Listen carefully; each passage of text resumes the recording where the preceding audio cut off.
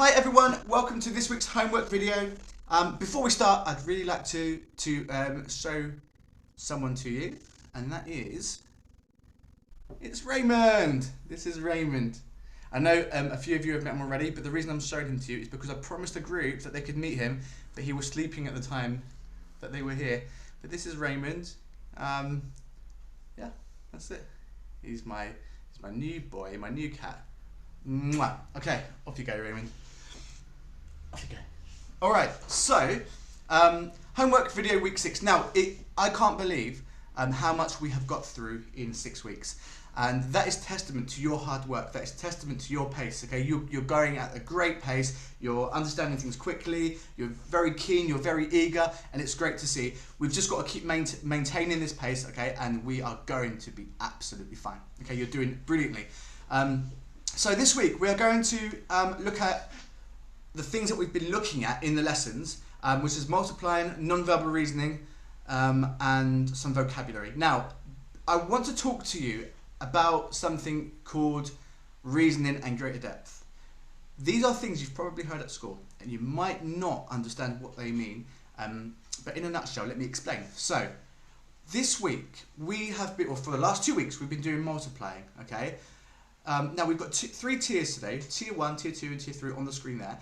I'd like all the year 5s to do tier 2 and all the year 4s to do tier 1 or tier 2 if they're up for it, okay? And tier 3, I don't want you to do that just yet, okay? I want you to do that after after you've done your tiers, okay? So year 5s do tier 2, year 4s do tier 1, and then if you're feeling up for it, move on to tier 3. But let me talk about tier 3 before we do anything.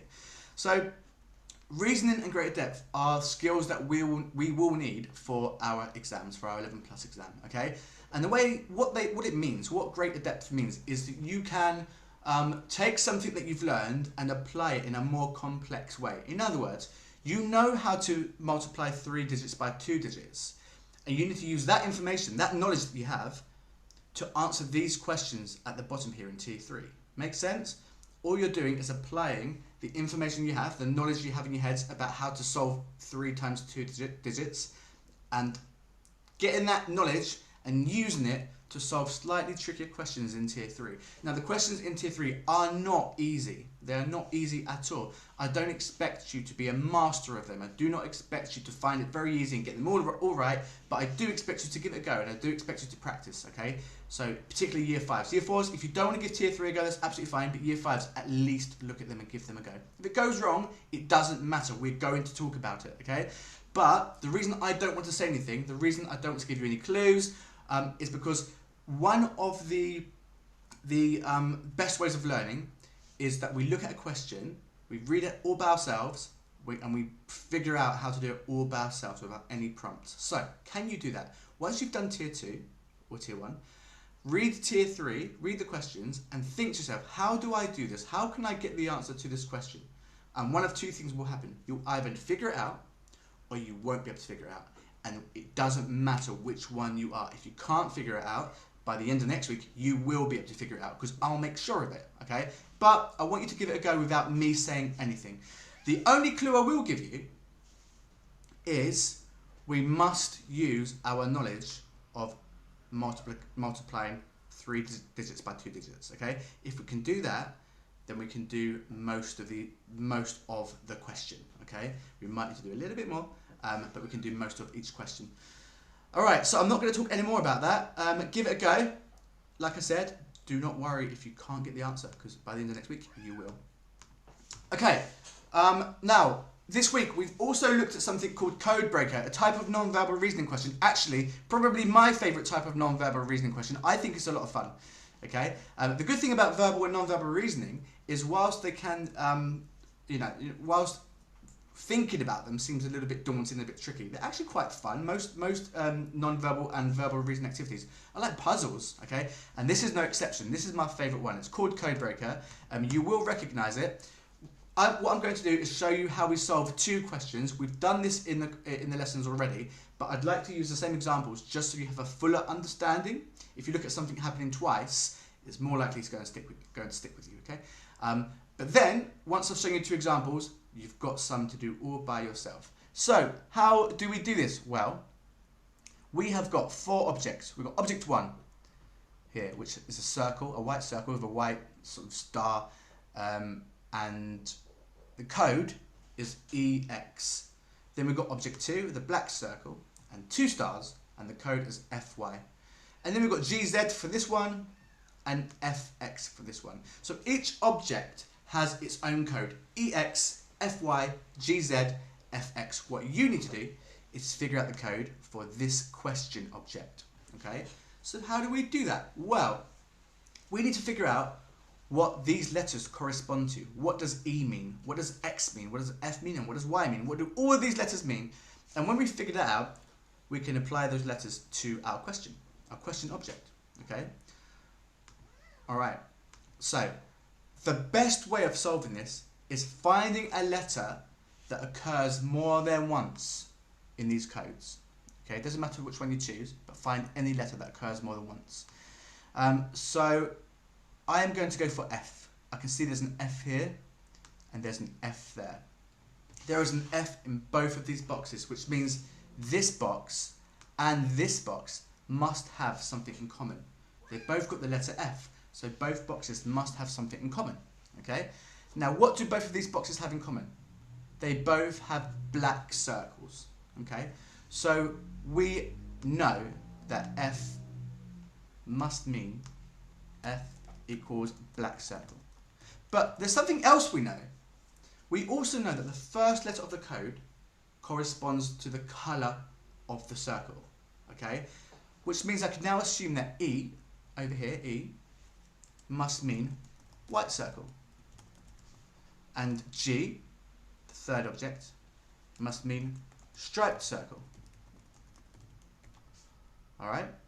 So I've already done quite a lot of working out. Alright? Now, if I know that the first letters relate to the colour of the circle, I need to think about what must the second letter of each code relate to. So what does the X mean? What does the Y mean? What does the Z mean? Right? What must they mean? Well, we know it's not the colour of the circle. What else is going on? There are stars in every single box. But these letters are always different. So there must be something different about the stars. They're always white, so it can't be the colour. But the quantity, the number of stars change. We've got 1 star, 2 stars, 3 stars, and 1 star. Okay, so the quantity is the only thing that changes about the stars, and therefore the second letter of each code must refer to the quantity, the number of stars. And we can prove it because we've got X here and X here. So those two must have something in common. This box and this box must have something in common because they both have the letter X, and we can see they've both got 1 star. So text X must mean 1 star. X equals 1 star. Okay, so we now know that the second letter is telling us the number of stars. If we look at our question object, you can see that we are looking for 3 stars. We need to find the code for 3 stars. So we need to go over here, don't we? This object here is 3 stars, and its second letter is Z. Okay, so we know Z equals 3 stars. So F equals black circle, and it has a black circle. And Z equals 3 stars. 1, 2, 3. So the answer is FZ. The answer is A. Okay? And that's how we do it. Now, let me quickly apologise for something that may happen. Basically, the thing that I'm using to make this video, they've completely changed the layout of it, and it's really frustrating. So it might be taking me a little bit longer than usual to get used to this. I might make some mistakes, and I might be hesitant at some time. So I do apologise if that does happen, or it has happened. But I will get used to this new layout, I'm sure. Alright, let me show you one more example. Remember, the first step is always to find a letter that appears in more than one code. So we are looking for the code for this question object. So let's look for a letter that appears in more than one code. Well, we've got P here and P here. We can use that one. So P and P, what do they both have in common? Well, I could say they both have crosses, but that wouldn't be what the code is corresponding to, because this one has a cross and this one has a cross as well. So I know that P isn't talking about the cross. P must be talking about something else. So what else do these two have in common if it's not the cross? Of course, it's the outside square, okay? It has a square on the outside. So P, I'm going to write it down, P equals square outside. And that also means that we know that the first letter is corresponding to the outside shape. So therefore, W means circle outside, D means triangle outside. And we're looking for a circle on the outside for our question object. So we know that our answer should begin with W. Okay, if the first letter of each code corresponds to the outside shape, then what do you think the second letter of each code? What does the S, M, R, and M correspond to? What do these letters correspond to? It isn't the outside shape, and it isn't the inside shape either, because the inside shapes are all the same, but it's the inside shape's color. Okay, how can we prove it? Well, let's get rid of all these circles. We can prove it because here we've got an M, and here we've got an M. They are both the same letter, and they both have a white inside cross. Okay, the cross inside the shape is white. So M means white shape. Therefore, S means the striped cross, the striped shape. And that's what we're looking for. So the answer must be WS. Okay. Now, it took me how long to do these? Maybe 2 minutes. I'm not too sure. Ideally, we want to be completing these eventually in about 20 seconds. Okay. It sounds really tricky. Okay. Maybe even less than that, actually. But there is no pressure for you to get there right now. The only thing that I expect from you is to give it a go, okay? If you get it right and it takes you a few minutes, don't worry. We are going to get faster and faster and faster and faster. But just as you're going through these, do keep speed in mind, but at the moment, prioritize accuracy. What I mean by that is don't be so fast that you get it wrong. Focus on getting it right. If you're not very quick, it doesn't matter at the moment, okay? Alright, let's move on to the next bit.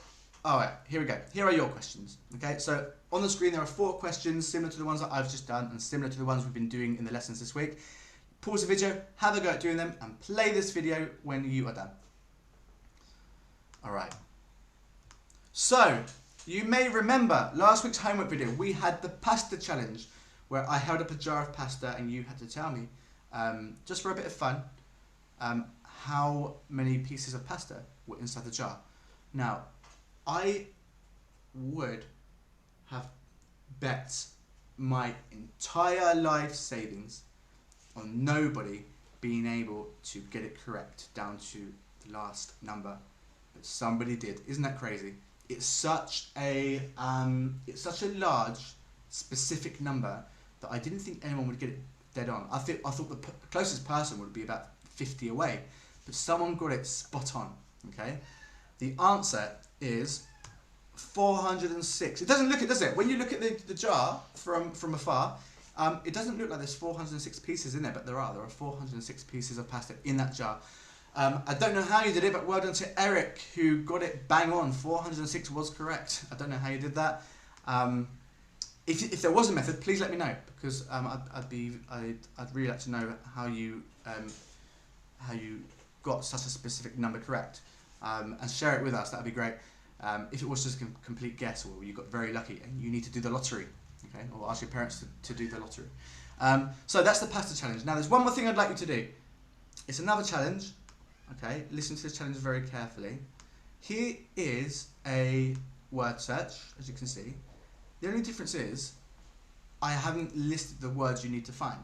Okay, so it's a bit challenging. Inside of this word search, there are 10 words. There are 8 words that we have learned in our vocabulary. So there are 8 words that we've spoken about in our lessons, that hopefully you remember, and if not, you might have to go back to a previous homework video. But there are 2 secret hidden words that we haven't really focused on too much, but they have come up in our lessons. Okay, so there's 8 words you should know, and there are 2 words that if you look very carefully, they've come up in comprehension texts that we've looked at, or they've come up in sentences that we've read.